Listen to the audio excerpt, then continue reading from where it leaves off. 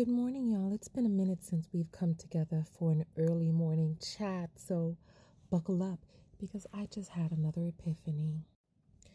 You see this comment here by Harry where he says, shaking my head, "These comments prove how sad dating pool is for many men nowadays. We had to work 10 times as hard for a woman who is 1/10 of the woman our grandmother was." Now, mind you, this comment is on YouTube on the video I made about conversation meekly, and I said, women's unpaid labor is worth trillions of dollars per year. Unpaid labor, trillions. They started laughing at us. What jobs are they doing? And I told them, sex, therapy, cleaning, surrogate womb, childcare, all of this stuff. They laughed, and you know what they said to me? You can go ahead and watch that whole video because it's a short. I've already shown the details. This is an Instagram post of mine. It's called shadow labor, and women's unpaid labor is worth over $10.9 trillion per year. This is the labor that we do in relationships that allow men to make their pittance, but the work that we're doing is not respected. That's the issue. But back to this guy. So I responded to him and I said, "Your grandmother was a beat-down workhorse who cried herself to sleep at night while your grandfather spent his money mekantaka." I said, "Your grandmother was a beat-down workhorse who cried herself to sleep at night while your grandfather spent his money on the girl up the street, neglecting his home while your G-Ma did everything on her own. In the kitchen, sweating with a buckled knee, arthritis, and high blood pressure, while the children she produced, most likely your father, learned that that's the quote-unquote way it's supposed to be. And the girls, your aunts, learned that will never be me. So your deadbeat pappy took you to Granny's house where you were doted on while your daddy ran the streets. You don't know what the reality was in these grown people's house. You were a child. Now you're mad that women of today don't want the same fate. Wake up, because we have." The epiphany I had is, how did we get here today? And how we got here is because people were not talking to the boys. You see, Granny, see, this is the thing. We're only talking about one generation in between.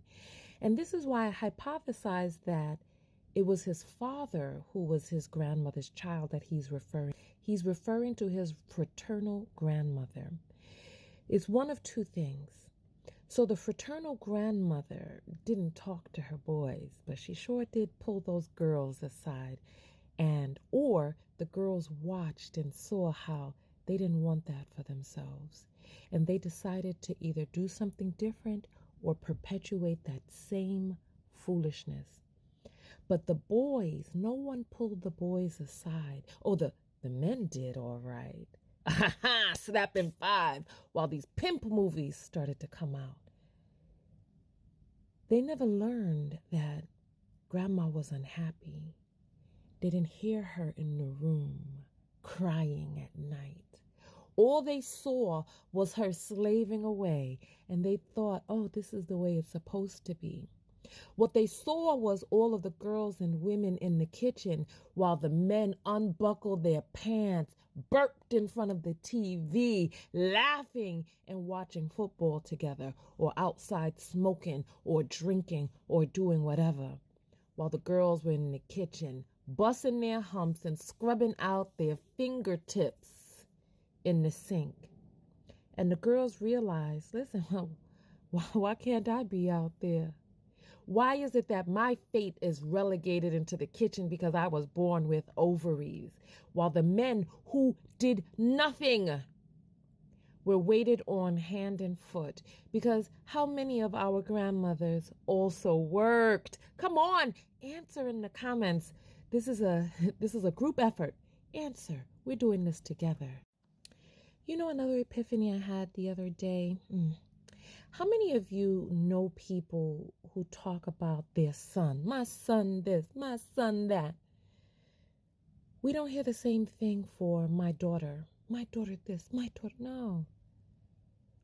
There's a sense of pride when it comes to having a boy child or a man child. And these boys are coddled and they're spoiled and they're not told and taught reality. So they grow up like this. I'm going to keep it civil. They grow up like this person in my comments, idolizing what grandma went through, not knowing that that's the blueprint of dysfunction. So we coddle these boys, we don't tell them the truth, and then they grow up and they produce these half households where they aren't participating. How much do you want to bet that boy comes from an abandoned home? How much do you want to bet his father ain't doing nothing in the house? His father's not up on game, not up to speed. And so his father most likely abandoned his mother. And now he's on the internet. He saw how his mother complained or his mother, whatever.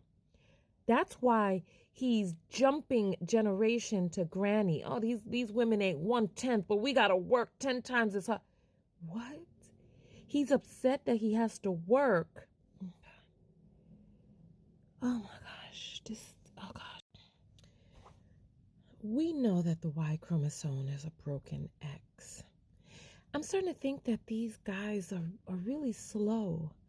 We know that boys mature at a slower rate than girls do. And I'm starting to think that there might be something that just isn't connecting with them, like seriously with their rationale, their way of deducting, logic, rationale, reasoning, because something is amiss.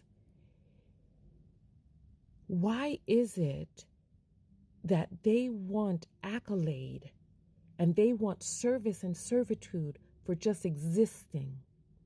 They don't even want to work for the women that they get. They don't. I don't even want to continue this video, but let me regroup. You know, there's a push that men are actively seeking to get boys to start school a year later, as their brains have more time to develop for a year just to be able to compete with girls who are a year younger. We have a disconnect because we are calling these people leaders and we are bumping them up to believe that they were just meant to lead because they got two descended gonads hanging down below. But back to the subject at hand. Listen, I want your help. Help me put the pieces together because I had an epiphany that they weren't talking to the boys, but I want to kind of figure out how the matching. So these grandmothers produced the sons who then really weren't showing up in relationship, but these sons got with women who were raised in households where the fathers did show up. So these, I want to put it together. Help me with this because I'm running out of time for the video. The grandmother produced these sons that then produced the grandsons who were the men who were commenting in the comments. The aunties of these men saw how mama was treated and was like, no, I'm going to become independent auntie. Meanwhile, the men who showed up for their daughters, right, those grandfathers, produced girls who were like, oh yeah, well, you know what, I have no problem serving. But they got with these guys who were raised in the workhorse households, and then these men wanted these women to be workhorses, and they're like, absolutely not. Which brought us to this generation today. Because listen, nobody who saw our grandmothers suffering would want that for other people. So either they didn't know that grandma was suffering, grandma never spoke up, or they were like, that's good for you, that's your place and lot in this life. So now we get to our generation where now there's this explosion on the internet. Birth rates are down all over the world. Women are constricting their wombs. And they say by 2030, 45% of women between 25 and 45 are going to be single and child-free. That's the new push. Anyway, this video is ending. So let me know your thoughts and comments below because this needs to be spoken about.